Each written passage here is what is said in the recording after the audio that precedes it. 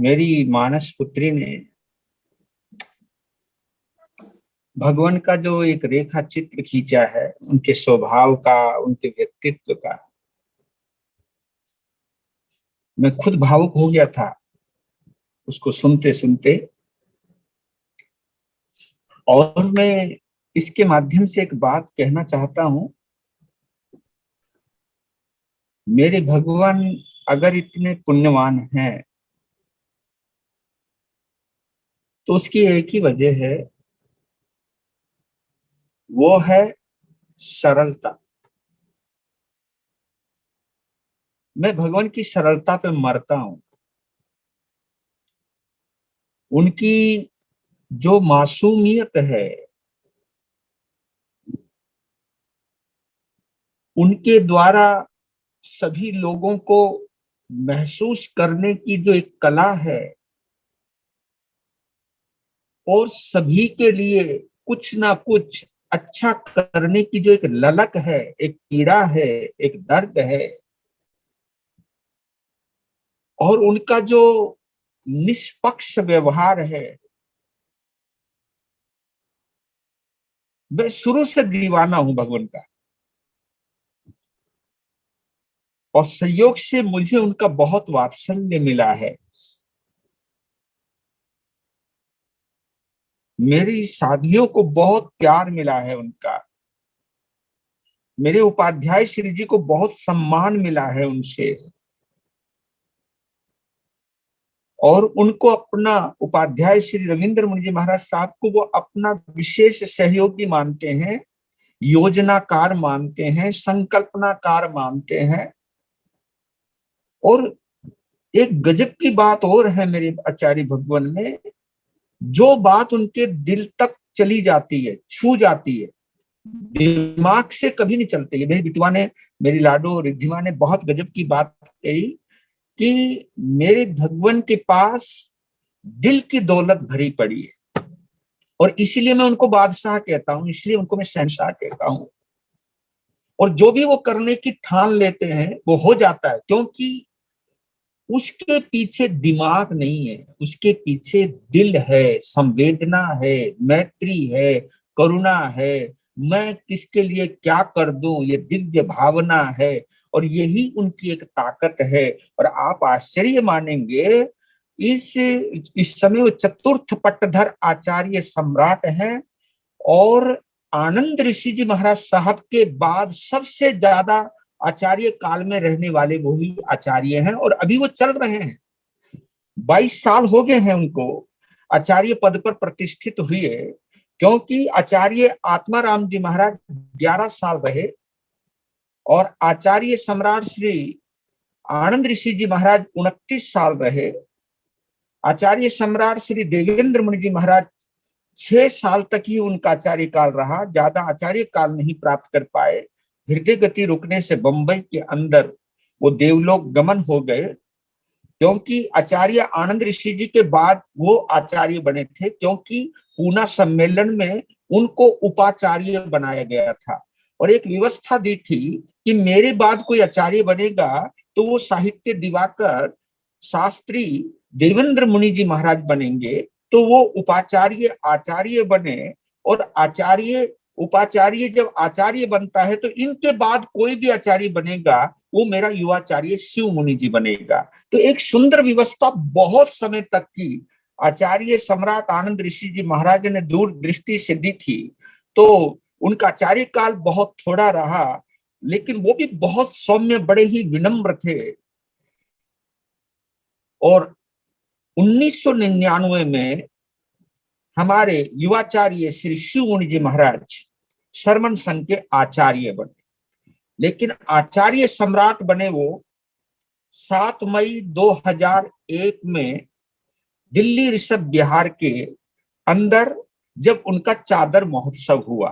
क्योंकि जब तक चादर महोत्सव नहीं होता है तब तक आचार्य सम्राट नहीं बनता है।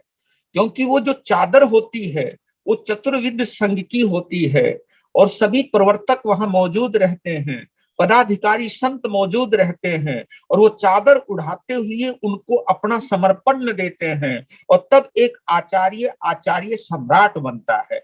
तो 99 में आचार्य बन गए, लेकिन 2001 के अंदर वो आचार्य सम्राट बने, और आचार्य सम्राट बनकर सबसे पहला चतुर्मास दिल्ली वीरनगर के अंदर किया, जो बहुत भव्य चतुर्मास हुआ है आचार्य भगवान का। और वहां से यात्रा प्रारंभ हुई है। दिल्ली में भी चतुर्मास हुई है, पंजाब में भी चतुर्मास हुई है, तो इस प्रकार हरियाणा में भी चतुर्मास हुई है। तो आचार्य भगवान की एक विशेषता है वो, और ताकत भी, सबसे बड़ी ताकत वो है कि वो निर्दोष हृदय हैं, दिल में कोई छल कपट नहीं रखते, इसलिए कहीं वो हारते ही नहीं हैं। और एक बात कहता हूं मैं आपको, आचार्य भगवान की दीक्षा जयंती के प्रसंग पर, कि जो भी साधु साध्वी या श्रावक और श्राविका छल कपट करके, स्वार्थी बनकर, महत्वाकांक्षी बनकर कोई भी काम करेगा, वो एक बार विफल हो सकता है, असफल हो सकता है, लेकिन जो निर्दोष चित्त से, निर्दोष हृदय से, सरल चित्त से जो धर्म और शासन की सेवा करना चाहता है, उसको कामयाब होने से कोई नहीं रोक सकता है। ये मेरा दृढ़ विश्वास है। और मेरे जीवन में भी उनके ये प्रभाव है कि जिंदगी में किसी के साथ छल नहीं करना, जिंदगी में किसी के साथ षड्यंत्र नहीं करना। अगर हमें कुछ मिलो ना मिलो, लेकिन अपनी जो अंदर की साधुता है, अगर ये दौलत मुझे मिल गई है, तो इससे बड़ी दौलत जिंदगी में कुछ नहीं है। पद और प्रतिष्ठा तो सब सब बोकस मानता हूं, लेकिन जो अंदर की साधुता है, जिसका जन्म सरलता से होता है, और वही सरलता हमें मुक्ति तक ले जाने वाली है, तो मुझे सरलता चाहिए, और सरलता ही साधुता है। तो मेरे आचार्य भगवान, आचार्य बाद में है, लेकिन एक सरल चित्त पहले हैं, और उनकी सरलता में वो कशिश है, वो कशिश है। और आपको बताता हूं, उनके खिलाफ किसी ने भी किसी भी प्रकार का कोई भी षड्यंत्र किया हो, वो हार गया, और आचार्य भगवान जीत गए। और इसने ये साबित कर दिया, कुटिलता हारती है, सरलता जीतती है। और आज वो शहंशाह हैं, और संघ हित में कुछ भी निर्णय लेने के लिए वो किसी की परवाह नहीं करते हैं, क्योंकि वो अपने पर्सनल में नहीं जाते हैं, व्यक्तिगत स्वार्थ में नहीं जाते हैं, उनका चिंतन संघ हित के अंदर रहता है। तो मैं आज के इस प्रसंग पर, मेरी मानस पुत्री ने बहुत अच्छा बोला है, इसके लिए मैं उनको शाबाशी देता हूं।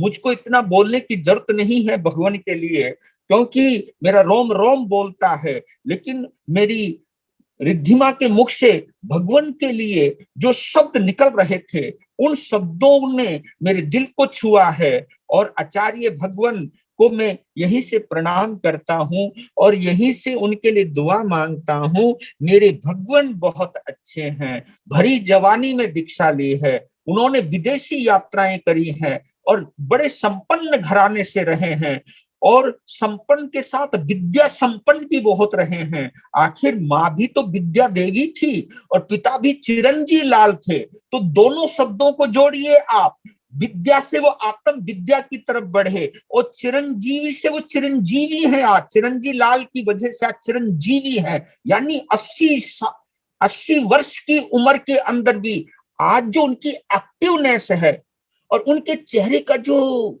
गुलाबी चेहरा है, नूर बरसता है, तो उस नूरानी चेहरे को देखता हूं। और 80 साल के अंदर क्या गजब की आवाज है, ये सब साधना का चमत्कार है।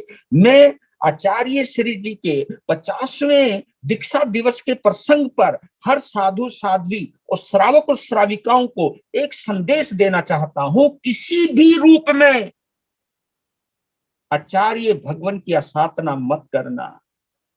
उनकी असाधना करने का एक ही परिणाम है, कोई चट्टान से सिर मारेगा, चट्टान का कुछ नहीं बिगड़ेगा, सिर खुद का फूट जाएगा।